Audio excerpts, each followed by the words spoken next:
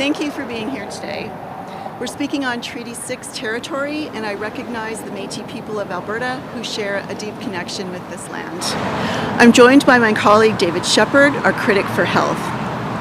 Across the province, there's an escalating crisis in our ambulance system. Recently, there was a shocking 30-minute delay for a Calgary ambulance to reach a critically injured senior. And in Red Deer, we saw 14 ambulances keyed up in the hospital parking lot, unable to deliver their patients to an overwhelmed emergency room. Here in St. Albert and other communities surrounding Edmonton, we can see clear warning signs in our local ambulance service. We've obtained information from AHS through a Freedom of Information request, which shows that for the first time, ambulances from St. Albert, Spruce Grove, Fort Saskatchewan, and Strathcona County responded to more calls in Edmonton than in their own community in 2021. Ambulances in St. Albert responded to 2,929 calls in Edmonton and 733 in other communities, compared to only 2,511 actually in St. Albert. This is 991 more calls outside of the community of St. Albert than inside. Spruce Grove had 1,529 more calls outside of the community than in it.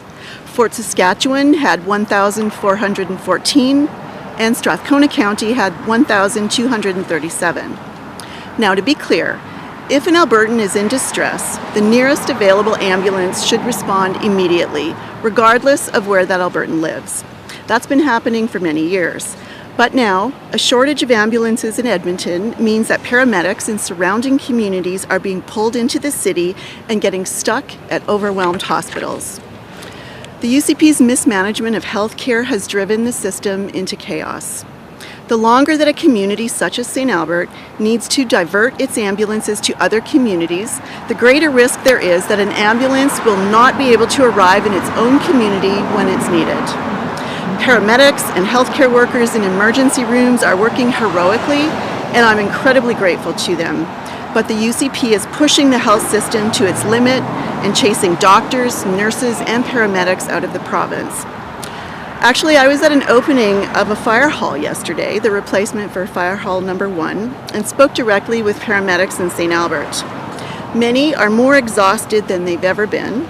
I've heard how they're taking leave, and some are leaving the profession entirely. I actually heard from one that the average lifespan of an EMS worker now, their career, is about 6 years.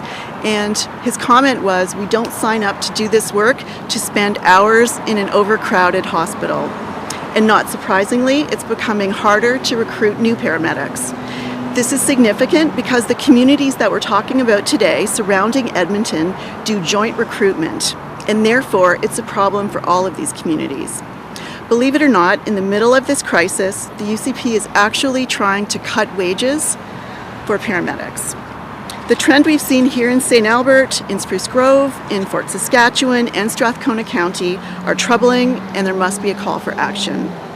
The UCP is simply riding its luck on ambulance coverage to our communities, and that's just not good enough. So now I'll pass things on to my colleague, David Shepherd. Well, thank you, Marie. The information being shared today is yet another proof point of a health system in chaos. Healthcare workers have been sounding the alarm about the chaos in care, but the UCP has continued to ignore them. Now, last month I shared data on how it's taking even longer for ambulances to respond to calls in urban centers. Longer than ever. Response times for the slowest calls have gone from 12 minutes or more to 17 minutes or more. As Marie mentioned, the strain on ambulances and hospitals was on full display in Red Deer in May, with 14 ambulances lined up outside the emergency department, leaving patients to be cared for in the parking lot. And just over this weekend, we saw a critically injured woman in Calgary wait 30 minutes for an ambulance to arrive. We extend our condolences to the family and loved ones of Betty Ann Williams. This tragic incident must be a call for action to improve ambulance response times across the province. The data we have shared today regarding communities in the capital region shows a clear warning of problems to come if this is not addressed. Pulling resources from surrounding communities is not sustainable. We can see the same problem playing out in communities outside of Calgary, like Airdrie and Cochrane, where response times have gotten much worse because ambulances are getting sucked into the cities and stuck at overwhelmed hospitals. We don't need more reports. We don't need more committees. We need this UCP government to listen to paramedics on the front lines and act.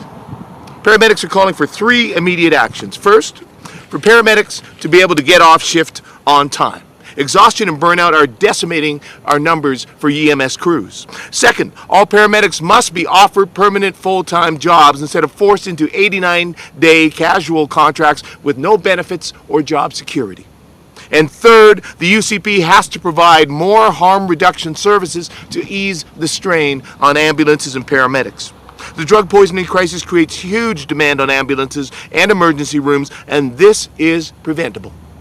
Alberta's NDP will always remain committed to protecting public health care, and as opposition, we will hold the UCP to account to address the problems in EMS. And if given the opportunity to form government, the NDP will work with paramedics and Albertans to protect and strengthen the healthcare system that we all rely on. We're happy to take your questions. All right, we'll start with questions here on location. If you can just come to the mic and ask your question. And then if you are on the phone or the Zoom, please use *9 or the raise hand function. Hi, so you addressed some of the things that paramedics have been, can you guys hear me, asking for. In terms of like a systems approach though, what do you think needs to happen right now? Do we need more like hiring of paramedics, more ambulances on the road? Do we need more staff in hospitals? Like what kind of from a more systems approach needs to be done to solve this problem? So as I outlined, there are 3 main asks from paramedics, and certainly the first 2 boil down to one simple thing: we do not have enough paramedics. We don't have enough to fill the vacancies. We have hundreds of vacancies for paramedic shifts every single week. So absolutely, we need more paramedics on the ground, and the paramedics have identified a very simple way to do that. Take all of the paramedics who are currently being held on 89-day contracts with no job security or benefits and offer them full-time work. Build that security, get more paramedics in the system and out on the ground.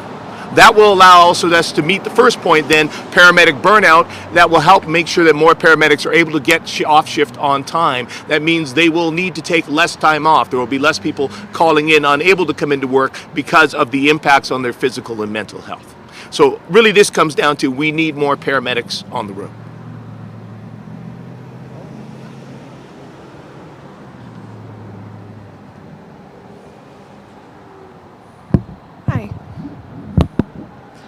So Fort Saskatchewan and Strathcona County are currently on the contract with Alberta Health Services dating back to 2009 that asks that neighboring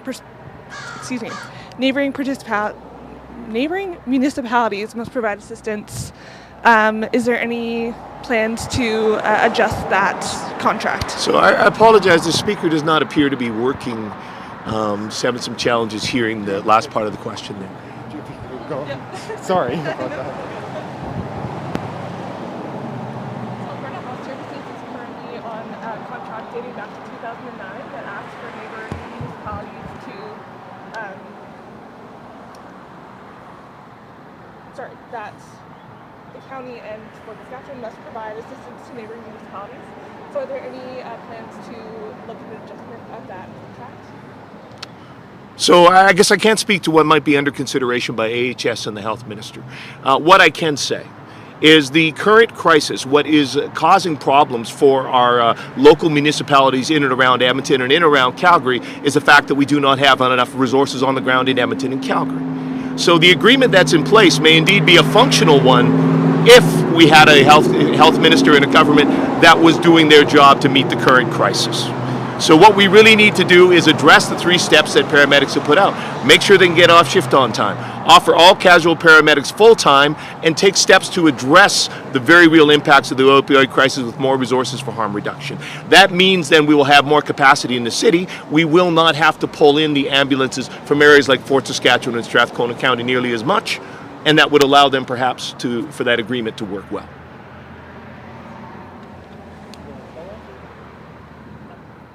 All right, we'll now go to the phone. Caller, your line should be open. Alberta today. I know the government announced earlier a pilot in Strathcona County to have dedicated ambulance units that don't leave the county. Is that something that we should be seeing more, like dedicated units? Or what else can be done to make sure that the communities are covered and aren't always going into the major centers? So certainly I think we're open to new ideas, innovation, to find ways that we can ensure that we are retaining capacity in communities that need it. But ultimately the core problem here is the larger pressures that we're seeing in our cities. And that is putting the pressure on drawing them in. So the fact is, even if we put in resources that are dedicated only to these communities outside of the major centers, that doesn't solve the problem. We are going to still have this issue within our major centers. So the minister has been happy to nibble around the edges, look for some small niche announcements, but we are not seeing the real concrete action that is being called for by paramedics that will address the actual crisis. Not to mention the fact that this government continues to create chaos across our healthcare system. They've driven out family doctors. They are leaving people without other resources that are forcing them into the emergency room. They're failing on the opioid crisis, the drug poisoning crisis. All of that is putting pressure on the system. So indeed, small pilot programs may be valuable in improving things in the longer term, but there's a lot of concrete actions this government needs to do right now to address the crisis they've created. Do you have a follow-up, Catherine? Yeah, and what should be done about the offloading? I mean, we've heard about these bottlenecks in hospitals where there's an ambulance waiting to drop off the patient. They're waiting for hours and hours and hours. Like, what? So the issue of offloading is one that has been around for a while. It is somewhat a systemic issue, and that needs to be looked at how we improve the efficiency of that. But what we have right now is a situation where that's been made massively worse because of the pressure that's been created, because of the chaos, because of the mismanagement of the UCP government. We have a situation right now where our emergency rooms are overwhelmed, where our acute care beds are overflowing, where hospitals are still over capacity because of decisions made by this government, because we lack healthcare workers to fill the shifts, physicians, nurses, and others, because this government went to war with them and drove them away. So that is what is causing our problem right now, this severe issue. Now that said, certainly I'm open to working with paramedics, working with folks on the front lines. They're the ones who are going to have the ideas on how we can best meet this in the longer term and address the systemic issue. But right now we are in the midst of a crisis, and we need to see this government take concrete action to meet it. I apologize, Catherine. I think we got you on our end in the middle of your question. Did you have another one, or did we capture that? Oh, that's all good. Thank you. Great, thanks. We'll do another pass for questions if anyone here on location, or if you're on the Zoom, please use *9 or the raise hand function. And seeing no other questions, that will conclude our press conference. Thank you, everyone. Thank you so much for watching, and to learn more, check out albertasfuture.ca.